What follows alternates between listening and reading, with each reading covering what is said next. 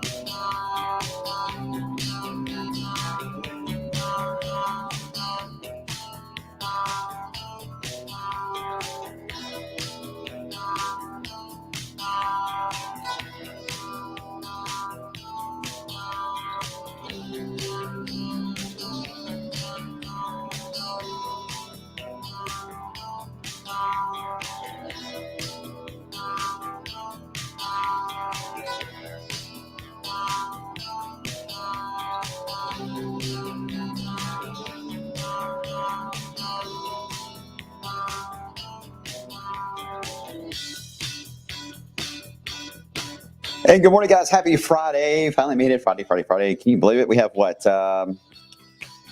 Is it 7 Fridays until Christmas? Is that right? Somewhere around there. Not that I'm counting, although I should be because I haven't started anything on, that whole shopping list thing. But anyway, I digress. I'll work on it soon. Hope you guys are doing well. Hope you've had a good week. It's been a busy week for us. Not too much on the weather side, just busy in general, it seems like. But today is pretty nice after a little bit of cloud cover, a little bit of light rain we had last night, this morning. Things look good and beautiful outside now. And overall, the weekend looks really nice. Next week, we'll start off really nice. The end portion of the week is where things start to get a little more interesting, only because it becomes a little more active. It's going to be a step process to get us into a setup that will feature anything on the wintry side, as I'll explain here in a second. But I know what you're going to ask me. Is the snowboard still showing the same? And the answer to your question for that is for today, yes, I did leave it on there. Didn't change the dates yet. If I were to change the dates, it would be to, yes, push them back a little further into the end portion there of November, perhaps even early December. But I still see a pattern where we've got a lot of moving pieces. One that is a big catalyst right now will likely become the tropics and how that feeds a blocking pattern that will establish in the Atlantic. I think that's going to be key on how these systems evolve. But I think it's fair to say a rain to snow setup is certainly possible. But as far as any just general snow event moving in, that is unlikely. It would have to be a transitional type setup, precipitation types, which, as you guys know around here, typically is not a big ordeal. All right. Usually just means the first flakes of the season. And that's what I'm seeing a signal on right now is that potential, nothing much more than that. Still think December is going to be the month to start to see a little more on the wintry side of our systems. But the time period of the last week here of November will at least get the storyline going and give them a little bit more excited for snow lovers. Now, here's the problem. Here's the problem. We may be able to do this, but it may come at a cost for at least a brief moment of changing the blog to SnowTALK. Just briefly, right when the storm actually gets going, or before we get into anything that's going to be the wintry setup, we may have to change it. But for now, we're not going to. We're going to keep it on SnowTALK. All right, so let's get back to it. We'll start with the setup for the next few days, which, again, is going to be beautiful. The clouds from the wave of moisture we tried to get into Kentucky last night just really had a tough time. It made it to the ground in the middle of all. I woke up, everything was wet outside. So I was like, okay, good. At least it somewhat tried to rain. And I checked the gauge, and I got 0.02 of an inch of rain, the biggest rainfall of November. For me. I don't know what it was for you, but that's what it was for me. The airport, 0 officially for the gauge there. Here are the temperatures outside. Yeah, it did cool down. You guys know that. It's cool outside. Let me get to the numbers on rain. We did a couple spots to get up to 1/10 of an inch, a little more than that. Litchfield, you guys showing off down there in Grayson County. Got at 0.11. E-Town, almost to 1/10 of an inch. And a few hundredths of an inch is fairly common, though, closer to the river in Indiana, barely anything there. Hey, look, Adair County. Hey, I'm not trying to leave you guys out. Almost 1/4 of an inch there into Adair County. Not enough to make a big difference on the drought, as you guys know. But, hey, we'll take it. We'll take it. All right, so what's the game plan for through the weekend? I'll go quickly through this because this is kind of the boring part of the weather here. This front moves on by, a lot more sunshine that's already breaking out. That will be the trend through the afternoon, nice and quiet. We'll hold on to that until another wave will try to move along this front. At some point over the weekend, it will develop again somewhere in Texas and then try to graze Kentucky. Right now, we're thinking it's just going to be a grazing of clouds, not so much rainfall. We'll watch it. It'll be Sunday when that would happen. So Sunday still looks like it'll be a little more on the cloudier side versus Saturday. We'll have certainly more of the blue sky to enjoy. Then we'll have to see what happens into later next week with the active West Coast and in the tropics. So let's go with these maps real fast. You see everything looks good today and tonight. It's going to be cold tonight, down in the 30s. We haven't been to that level of cold in a while here for the week. So the furnaces will be cranked up tonight. Tomorrow, beautiful, in the 50s, looking good. Here's the increase in clouds as we into Sunday. Not much in the way of rainfall, not a shocker there. So both weekend days look to be in fine shape. We'll start the new week off with temperatures into the 60s. Okay, skipping ahead. Now we're looking at watching, of course, the vortex or the stretching of the cold air there trying to take place across the North Pole and the Arctic area. Still seeing that impact, but it's not as strong as a signal as I was really hoping to see for the end portion of November into early December. Maybe this will still evolve, but there is still no big wow factor showing up like, oh my goodness, it's going to get really cold here or anything like that. Just cold enough to keep it interesting. The bigger issue is that we're getting the storm track to where it can at least be influenced a little more by the Gulf of Mexico when low pressures pass by on the lower 48. And we really haven't had that opportunity because most of them have been so far north that they are too far away from the Gulf of Mexico. So they just come through with rain and snow for the Great Lakes, nothing in our area, and certainly nothing across the Gulf states. Now you're going to get a few of these low pressures a little closer to Texas, a little closer to I-20 in the deep south part of the country. Once we get to that territory, now you're going to get more moisture being pulled off the Gulf. You're going to get larger low pressure systems, stronger ones, but it comes at a cost of the warmer air, severe thunderstorms, but the reward would be the chance to get maybe some backlash, cold and snow. Depending on the storm track with some of these. So that's the bigger change in the weather pattern. You will notice in our tone and how the 10-day will look. It's not going to happen fast. So as you just saw, in at least through early to mid next week, it is relatively quiet. So you're not going to see anything really show up in the 10-day right now that is really going to be eye-catching until a little bit later. Once we get past the weekend, I'm sure our 10 days next week will start to feature a little more rain, perhaps some thunderstorms for a while there. Even yesterday, it looked like we could be facing something on the stronger side of storms toward next weekend. That signal has eased back for the day today. Still don't know yet how this will all evolve as far as trying to get this to go over the poles and dive into the United States. The Arctic Oscillation, which we check often, just came in with still a positive signal. What does that mean to you? that means it is not wanting to give up easily. All right. There's no strong signal of it reversing. If it goes into a negative territory, get ready. The cold air, and sometimes can be brutally cold, is on the move. Now, this can happen, and it can happen all the way really to March or April. But around here, it tends to be a little close to February that we've been past decade anyway. We've seen the Arctic oscillation go negative, and we get these Arctic attacks. Last year was an exception. We saw it in December near Christmas, and we ended up with, well, you saw the result.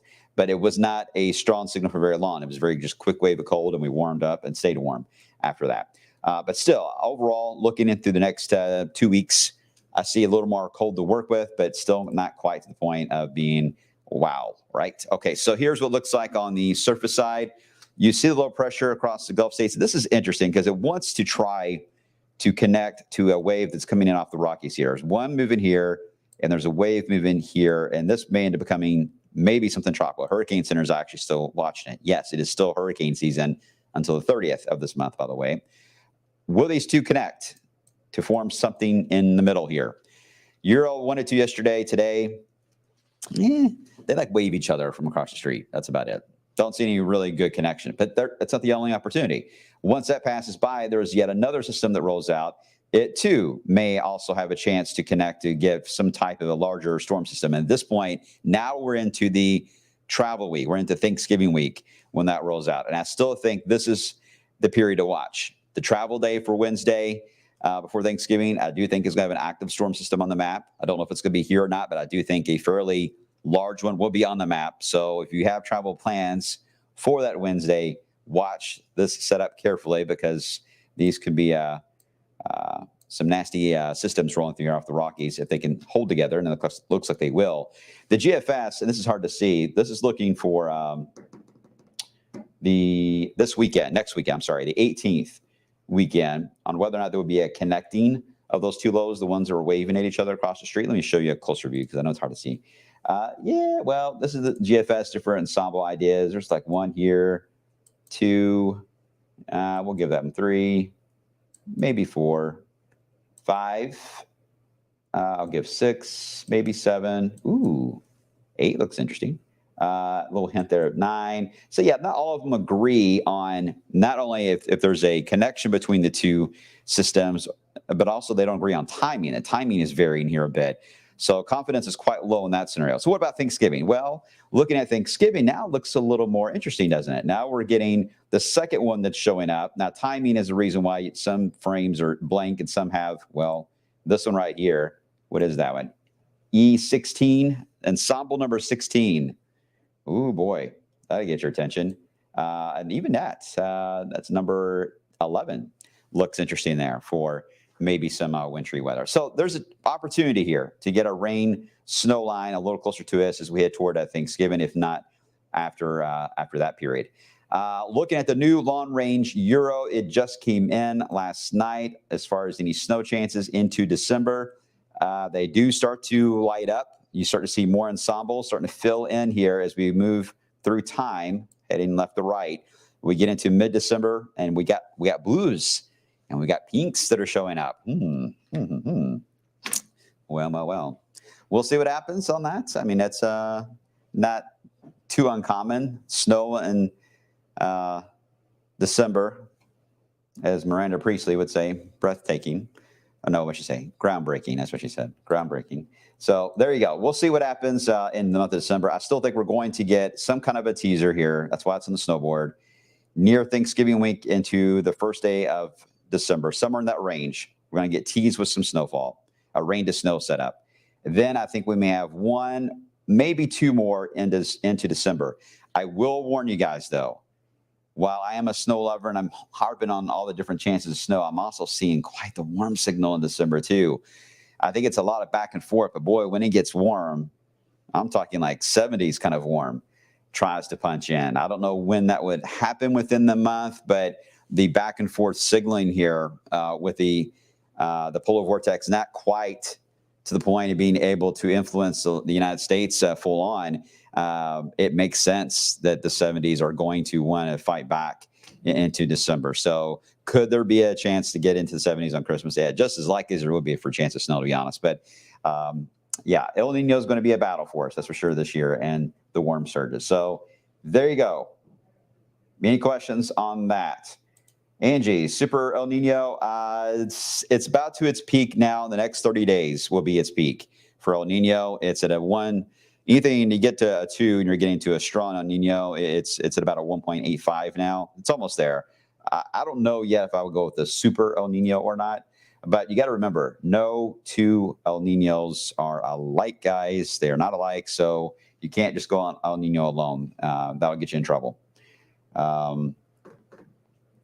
Let's see, Chris, how far out can overrunning precip be forecast? Overrunning precipitation, 4 to 5 days, Chris, on the higher end. Most likely, though, 36 hours. Overrunning precipitation, and what Chris is referring to is likely ice, freezing rain, sometimes sleet. But the overrunning part, which we see often, you've got to really have a better idea of the lower layer, the lowest 1,000 feet of the atmosphere. You got to know where that is on temperature, and that is too hard to predict in advance. You got to wait till you get closer because you got to get actual weather balloons launched to get that accurate number. And obviously, we can't launch the balloons into the future, so we have to launch that week to get an idea. So good question, though. Good question. Kathy, snow for January and February, and then poof. That would be nice. Never plays out that well, right? Yes. Furnaces last night did kick on for some folks. I think tonight you're really going to feel it. You're going to feel it. All right. So, yeah, everyone always teases me all the time saying, Ari Brown, are you just wish casting? You love snow. You're wish casting, right? You wish all the time for snow. So you're going to be highly biased. No, I try to be fair on this. I try to, if it's not going to snow and it's going to be 75 degrees and sunny, I will tell you all that. I will. But can I hope?